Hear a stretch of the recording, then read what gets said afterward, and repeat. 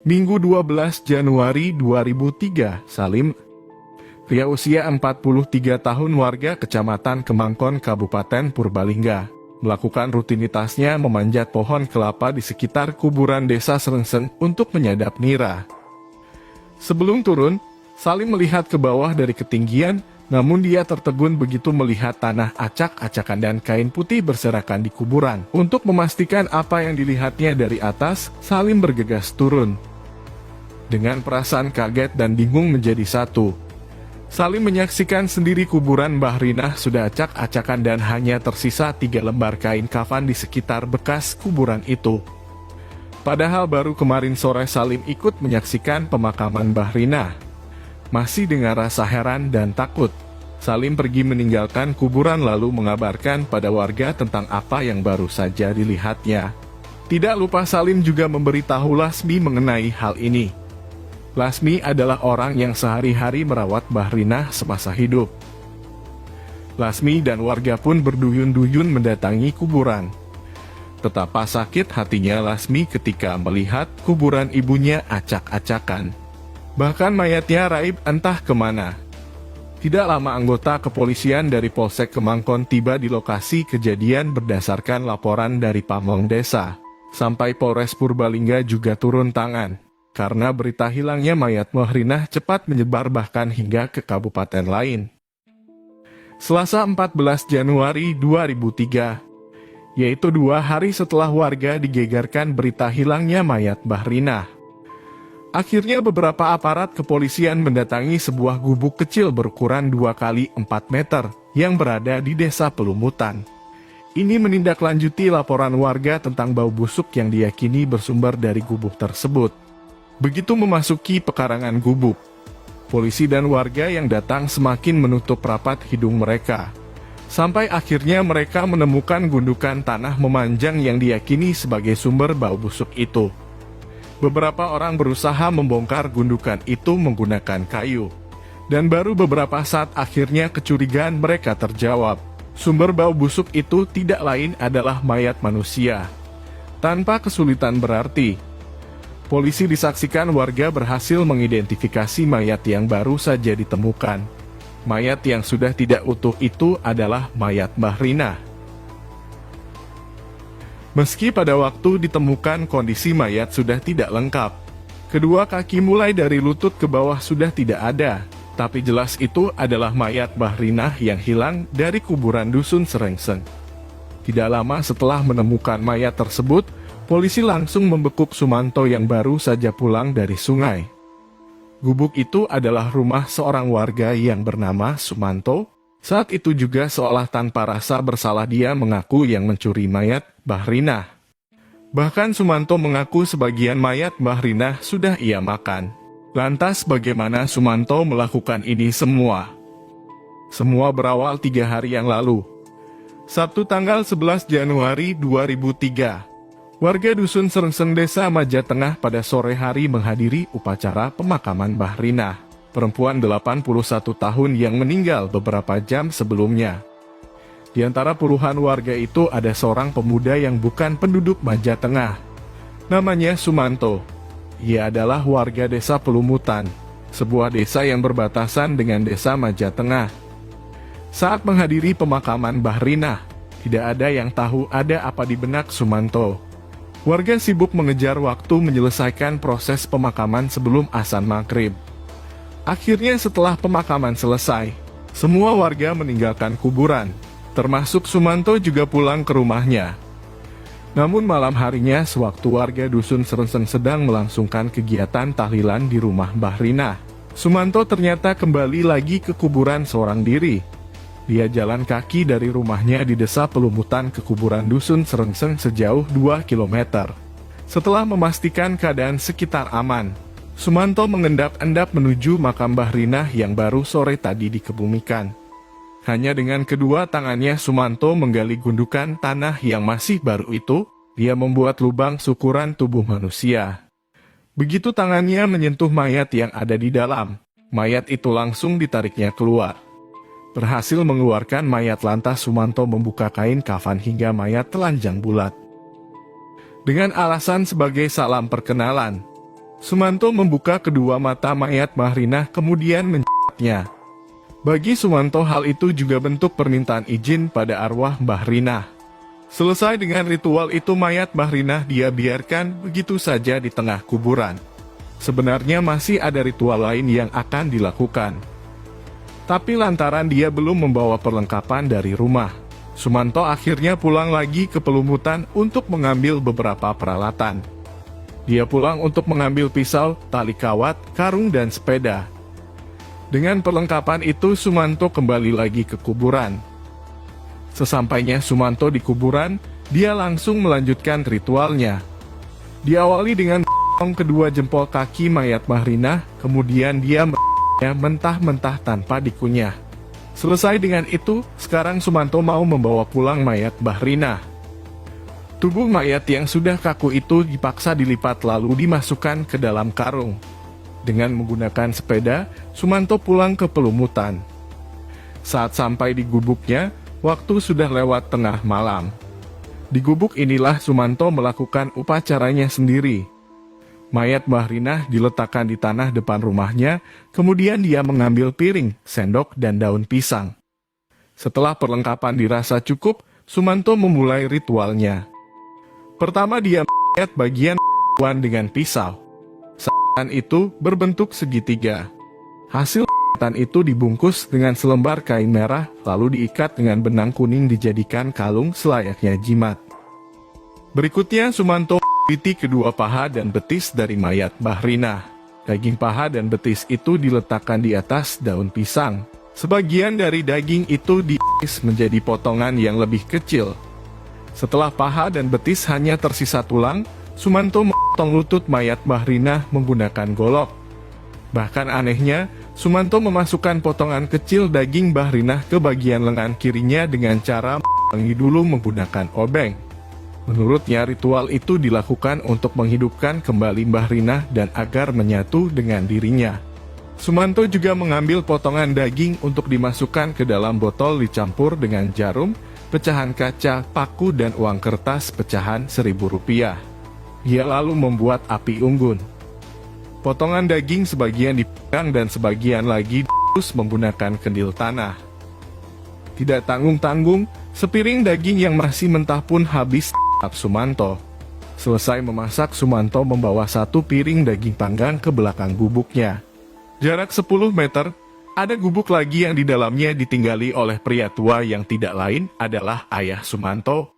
Dia memberikan sepiring daging panggang kepada ayah kandungnya dengan mengatakan bahwa itu adalah daging kambing. Lantas pria tua itu memakan hidangan yang disajikan oleh anaknya. Rencananya, Sumanto ingin menghabiskan semua tubuh Bahrinah. Tapi belum ada separuhnya, Sumanto mendengar suara adzan. Kemudian Sumanto buru-buru menyudahi semuanya. Dia menggali tanah di depan gubuk yang dalamnya hanya sekitar 40 cm untuk mengubur jasad Bahrinah yang sudah tidak utuh lagi. Setelah dirasa sudah selesai semua, tanpa cuci tangan dan cuci kaki, Sumanto langsung masuk ke gubuknya untuk tidur. Itulah yang dilakukan Sumanto. Hingga akhirnya semua terungkap oleh aparat kepolisian atas dasar laporan warga yang mencium bau busuk dari arah rumah Sumanto. Siapakah Sumanto sebenarnya?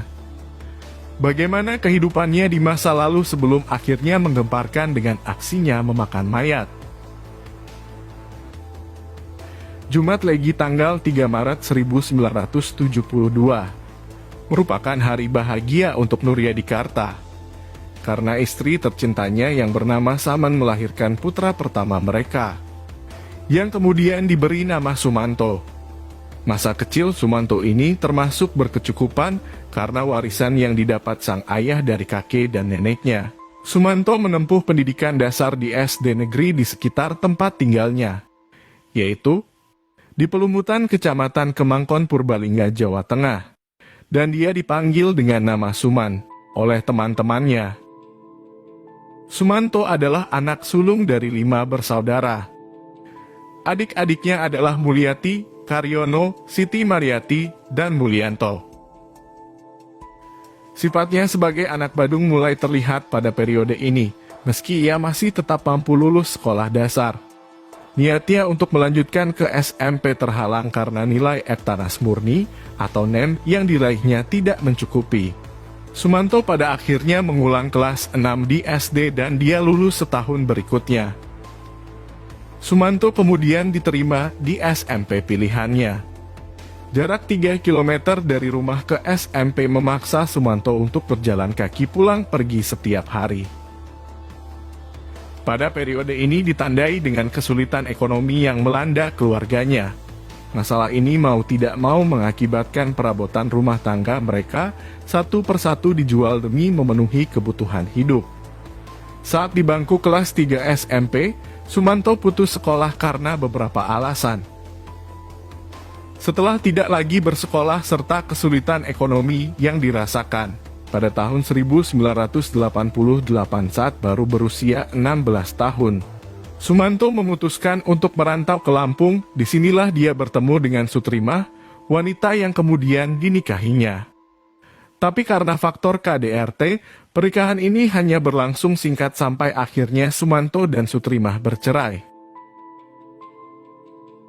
Selang setahun dari perceraiannya dengan Sutrimah, tepatnya pada tahun 1993, dia kemudian menikah lagi dengan janda bernama Tugiyun, warga Lampung yang kerja bersama Sumanto di perusahaan tebu. Dari pernikahan ini dikaruniai seorang putri yang bernama Titis Wahyu Widianti.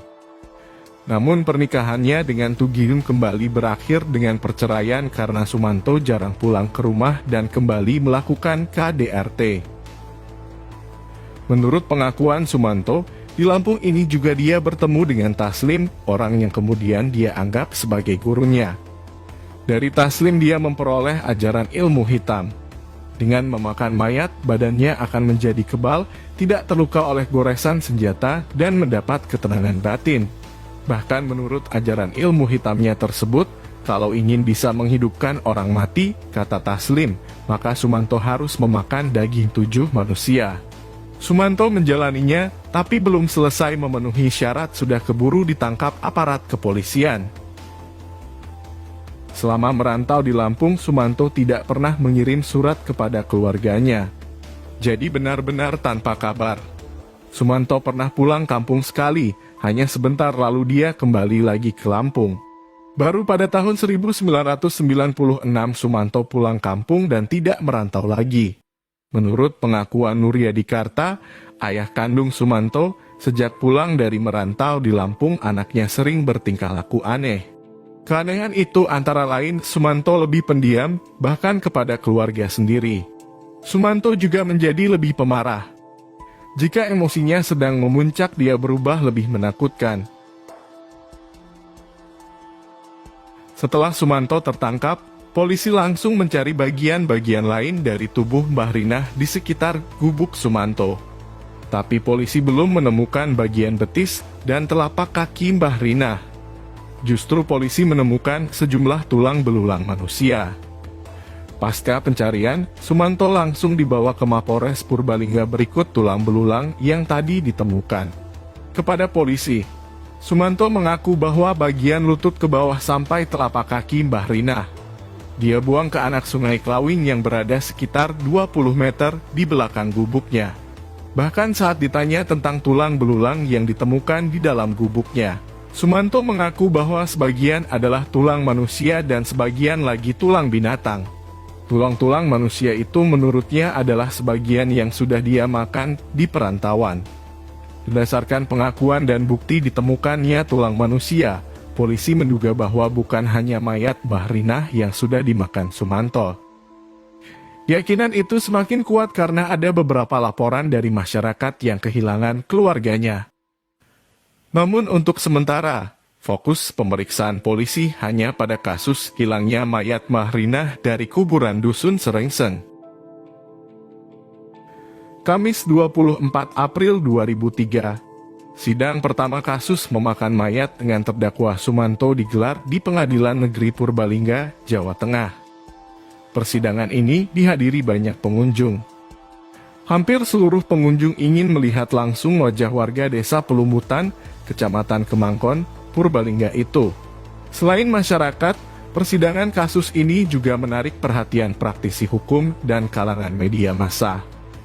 Maklum, persidangan kasus semacam ini boleh dibilang yang pertama kali digelar di Indonesia. Dalam sidang lanjutan, jaksa menuntut Sumanto dengan hukuman penjara selama 6 tahun. Dan akhirnya akibat perbuatan itu, Sumanto dijatuhi hukuman pidana selama 5 tahun oleh majelis hakim. Setelah beberapa kali mendapatkan remisi, Sumanto akhirnya dibebaskan pada tanggal 24 Oktober 2006. Dia kemudian ditampung di rumah rehabilitasi An-Nur, Desa Bungkanal, Kecamatan Karanganyar, Kabupaten Purbalingga. Sumanto ditempatkan di pesantren karena warga tidak mau menerima kembali Sumanto untuk pulang ke desanya. Sejak keluar dari Bui, Sumanto tidak diterima oleh keluarga maupun warga di kampung halamannya. Dia dirawat oleh Kiai Haji Supono Mustajab, pemilik Yayasan An-Nur, Panti Rehabilitasi Jiwa dan Narkoba, Purbalingga, Jawa Tengah. Sejak itulah Sumanto belajar agama dan bersosialisasi. Itulah kisah Sumanto. Peristiwa yang pada saat itu sangat menggemparkan di tanah air.